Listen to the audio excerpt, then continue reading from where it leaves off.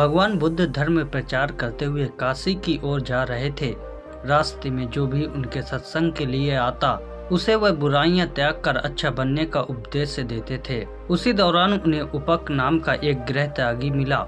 वह गृहस्थ को संसारिक प्रपंच मानता था और किसी मार्गदर्शक की खोज में था। भगवान बुद्ध के तेजस्वी व निश्चल मुख को देखते ही वह मंत्र मुग्ध होकर खड़ा हो गया। उसे लगा कि पहली बार किसी का चेहरा देखकर उसे अनूठी शांति मिली है। उसने अत्यंत विनम्रता से पूछा, मुझे आभास हो रहा है कि आपने पूर्णतया को प्राप्त कर लिया है। बुद्ध ने कहा, हाँ यह सच है, मैंने निर्वाणिक अवस्था प्राप्त कर ली है। उपक यह सुनकर और भी प्रभावित हुआ। उसने पूछा, आपका मार्गदर्शक गुरु कौन है? बुद्ध ने कहा, मैंने किसी को गुरु नहीं बनाया, मुक्ति का सही मार्ग मैंने स्वयं खोजा है।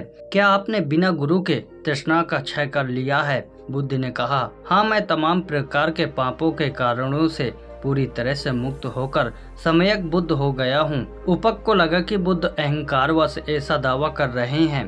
कुछ ही दिनों में उसका मन भटकने लगा। एक शिकारी की युवा पुत्री पर मुग्ध होकर उसने उससे विवाह कर लिया। फिर उसे लगने लगा कि अपने माता पिता व परिवार का त्याग कर उसने एक प्रकार का विश्वासघात किया है। फिर वह बुद्ध के पास पहुंचा। संशय ने पूर्ण विश्वास व श्रद्धा का स्थान ले लिया था। वह बुद्ध की सेवा सत्संग करके स्वयं भी मुक्त पथ का पथिक बन गया था। एक बार भगवान बुद्ध आत्मज्ञान की खोज में तपस्या कर रहे थे। उनके मन में विभिन्न प्रकार के प्रश्न उमड़ रहे थे। उन्हें प्रश्नों का उत्तर चाहिए था, लेकिन अनेक प्रयासों के बाद भी उन्हें सफलता नहीं मिली। वो आत्मज्ञान की प्राप्ति के लिए कठोर तपस्या करने लगे। अनेक कष्ट सहन किए, कई स्थानों की यात्रा की, परंतु जो समाधान उन्हें चाहिए था वो उन्हें नहीं मिला था। एक दिन उनके मन में कुछ निराशा का संचार हुआ। सोचने लगे, धन माया मोह और संसार की समस्त वस्तुओं का भी त्याग कर दिया है, फिर भी आत्मज्ञान की प्राप्ति नहीं हुई है। क्या मैं कभी आत्मज्ञान प्राप्त कर सकूंगा? मुझे आगे क्या करना चाहिए? इसी प्रकार के अनेक प्रश्न बुद्ध के मन में उठ रहे थे। तपस्या में सफलता की कोई किरण दिखाई नहीं दे रही थी और इधर बुद्ध ने प्रयासों में कोई कमी नहीं छोड़ी थी।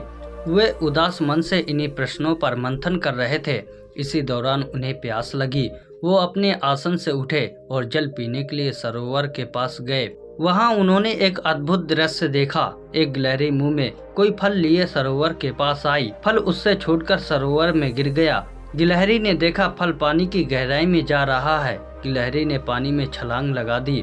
उसने अपना शरीर पानी में भिगोया और बाहर आ गई। बाहर आकर उसने अपने शरीर पर लगा पानी झाड़ दिया और पुनः सरोवर में कूद गई। उसने यह क्रम जारी रखा। बुद्ध उसे देख रहे थे, लेकिन गिलहरी इस बात से अनजान थी। वह लगातार अपने काम में जुटी रही। बुद्ध सोचने लगे, ये कैसी गिलहरी है? सरोवर का जल यह कभी नहीं सुखा सकेगी। लेकिन इसने हिम्मत नहीं हारी। यह पूरी शक्ति लगाकर सरोवर को खाली करने में जुटी है। अचानक बुद्ध के मन में एक विचार का उदय हुआ। यह तो गिलहरी है, फिर भी अपने लक्ष्य को प्राप्त करने में जुटी है। मैं तो मनुष्य हूँ, आत्मज्ञान प्राप्त नहीं हुआ तो मन में निराशा के भाव आने लगे। मैं पुनः तपस्या में जुट जाऊंगा। इस प्रकार महात्मा बुद्ध ने गिलहरी से भी शिक्षा प्राप्त की और तपस्या में जुट गए। एक दिन उन्हें आत्मज्ञान प्राप्त हो गया और वो भगवान बुद्ध हो गए।